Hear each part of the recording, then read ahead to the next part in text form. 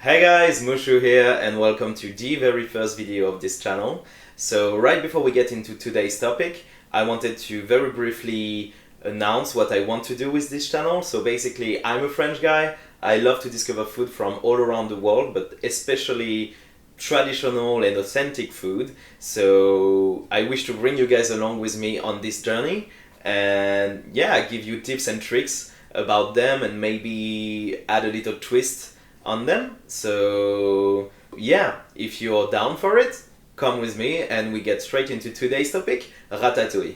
Okay, so ratatouille is a dish that comes from southeast of France, more specifically in Nice, and it's made with bell peppers, courgette or zucchinis for my Americans out there, eggplant, and also onions. So this is red onions. Usually you can use only red onions, but I like to mix both.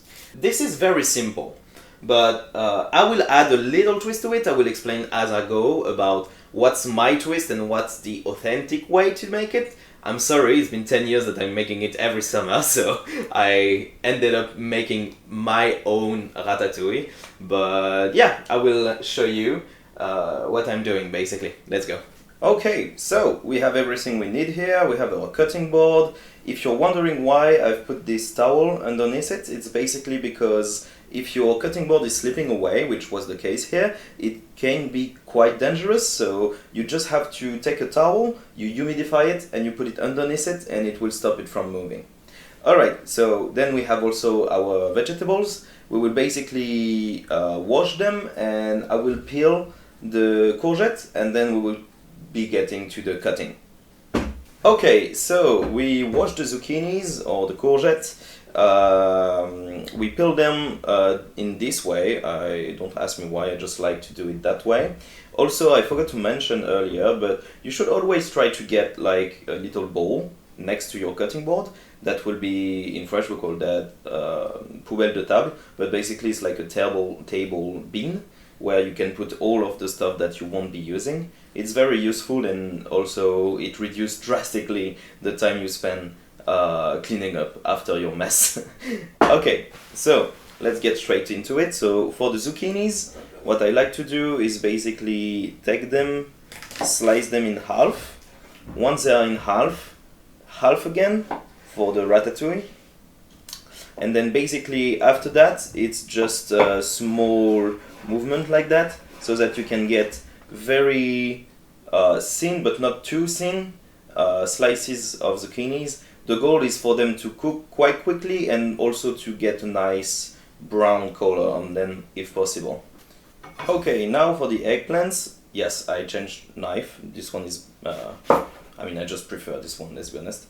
Then, in the poubelle de table, you just slice them in half, like the zucchinis, then half again. Or if it's very big, you can also do like 2 stripes, like this, so that you can, once you cut into them, you can have those kind of like small ones, like this kind of things, because it will be a little bit harder to cook, but you also don't want it to completely melt into the ratatouille. So basically a little bit bigger than the zucchinis.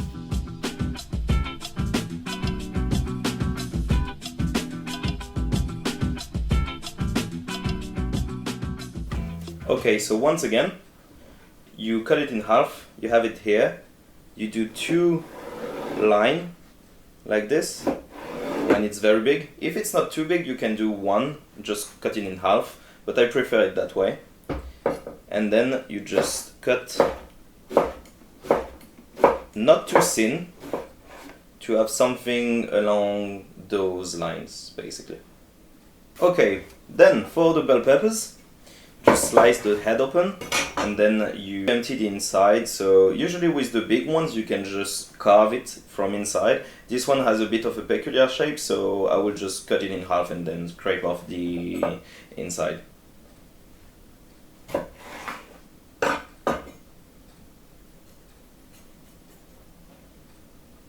So I will also run it under water so that we can get rid of all those kind of little grains. Okay, so when we get like something like this, what we want to do is something not too big. So I will take this and slice some stripes as such, and then from here just do squares or rectangles. Okay, so for the onions, you just cut the top out, the bottom, and then you just cut right through the root in half like this. So you will end up with two halves with the root in the middle. That should be easier to peel off like this, directly into the table bin. And then once it's cut in half like that, it should be way easier to peel the outside layer. So just do that. And once you get the outside layer off, you just take it, cut it in half, and you're aiming to have quite thick slices, a bit like this, you know, because it will melt a little bit into the ratatouille. So if you want to still taste like the texture of the onion at the end, it's better to have bigger ones like this. Okay, so every ingredient has been cut. So these are definitely the stars of the show. But to make a traditional ratatouille, you definitely need olive oil. This one has been extracted by cold. This is very important. If there is not this label, it means that you cannot use it for cooking. So make sure that it's been extracted by cold. And the second very traditional ingredient that is a must for a real ratatouille is Herbes de Provence, which is herb from Provence. It's the region from where ratatouille is from. This is definitely a must. So all of these, with this you can make a traditional ratatouille, but I will add a little twist of it from my own experience. So this is homemade tomato sauce that I will add at the end and let it reduce. When it grabs all the juices from all the ingredients, it's just super good. And I will also mix olive oil and a little bit of butter. I'm sorry, I'm from a part of France that eats a lot of butter. For some of those ingredients, so that it can caramelize a little bit better and just give it a little bit of taste. So please don't kill me, Southerners from France, but it's very good, try it. Alright, let's get to cooking. Okay, so first things first, what you want to grab is a bigger container like this one. Why is that? Is because we will cook each vegetables at least once in the pan, and then we will bring them into this bigger container before bringing in another pot, a bigger pot, where the vegetables will be able to simmer for a longer time. So start by heating your pan. You heat it quite high, and then you will add olive oil, and a little twist of mine is to add a nub of butter. So adding oil and then butter will make the smoking point of the butter way higher, meaning that it won't burn that easily. It would burn super easily in a pan that hot usually, but here, as you can see, it bubbles a lot, but it doesn't become brown. So once it's nearly completely dissolved, I will add the onions, and I will toss the pan around a few times so that the butter and oil can coat as much the onions as possible, and then I will leave it there to get a nice coloration. Once the onions are starting to get some coloration on them, you can salt them. It will release a little bit of more water, but since you're still in high heat, you can toss them around and wait until they become translucent. Okay, so as you can see, the onions are now nearly done. Don't get me wrong, when I say done, I'm not meaning completely cooked. I just want to have nice coloration on some of them like this, and that they are starting to get translucent. At this point, I will add the Herbes de Provence, so that it can get quite a nice taste. So I add a few of them. Don't add too much, it's a very flavorful seasoning, so a little bit. I will toss it, and then I will transfer it into the bigger pot. Okay, so once you're done transferring it, you will see you will have some caramelized traces at the bottom of the pan.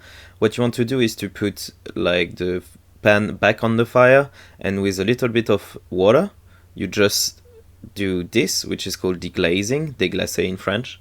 And this is not burnt, this is literally flavor. You have all the flavor there, and you want to keep that to have a very flavorful ratatouille at the end. So now for bell peppers. Bell peppers are quite different from onions in my opinion. I feel like you need really high heat for them to have this caramelized taste. Therefore, I'm not adding butter because I think that even then it might burn, even by mixing it with the oil. So I just add olive oil and the bell peppers, and I leave them in very high heat so that they can get scorched a little bit and get flavor with a little bit of salt there too. Time for the courgette. So as you can see, the pan is really piping hot. It's literally smoking. So I add the butter and very quickly make it go around so that it doesn't burn. Why am I putting the pan so hot for the courgette especially?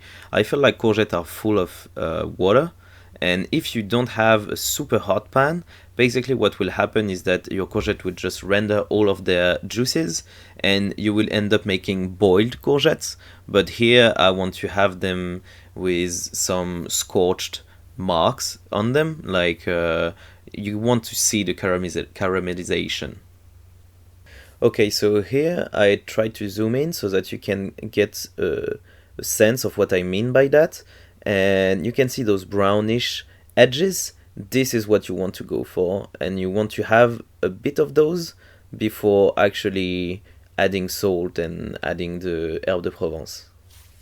Okay, so once I salted them, they rendered their juices. As you can see, the color is very nice, and I can add the Herbes de Provence. You're starting to get it. And I will add them, toss it around a few times to not burn the Herbes de Provence too much. And, oh yeah, I went for a sniff there, it was too good. And I just put it back into the container right after. Okay, so now it's time for the eggplant. So eggplant needs a very hot pan, like everything else so far, but it's very important for the eggplant too, otherwise it might soak up all of the oil. So as you can see, it's very hot, and when it's super hot, I can add the eggplants in.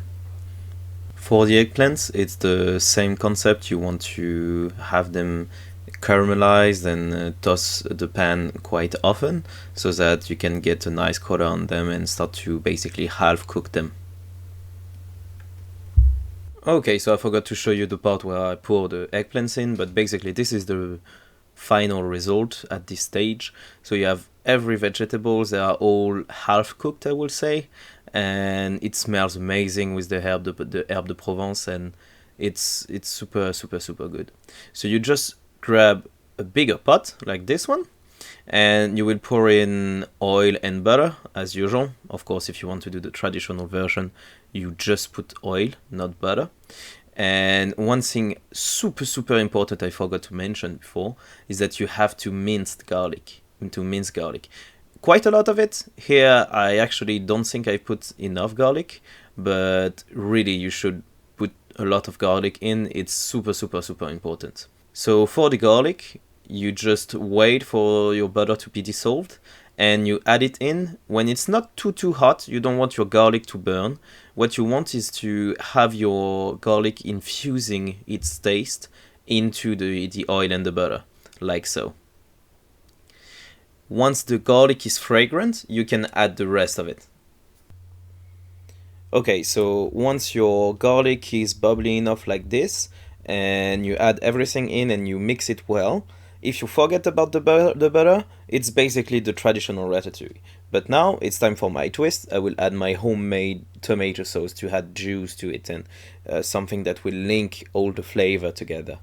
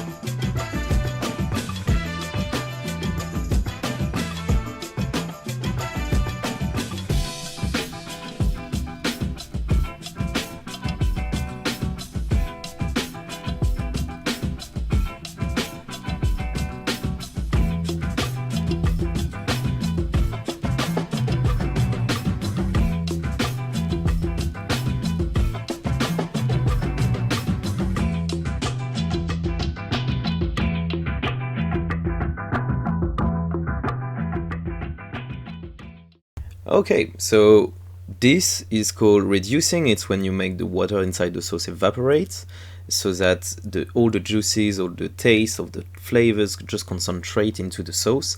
And as you can see, it's now when you split the ratatouille, you can see the bottom of the pan without it being covered instantly. It means the sauce is reduced enough, and as you can see, it's all super linked with the sauce and the juices, and I swear the smell is just heavenly. Alright, so there you have it, Mouchou's ratatouille. So it's not very traditional, but basically for me this is the tastier version of the ratatouille, and hopefully you guys have both versions, the very authentic and Mouchou's version, to try at home, and you tell me maybe in the comments which one you preferred. From my point of view, this is a real banger, and I hope you can try it yourself. The good news about ratatouille is that you can pair it with nearly anything.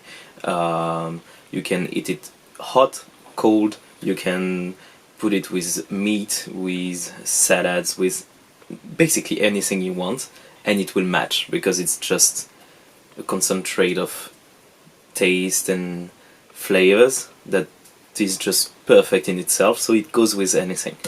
So yeah, thank you for watching my first video, and see you next time.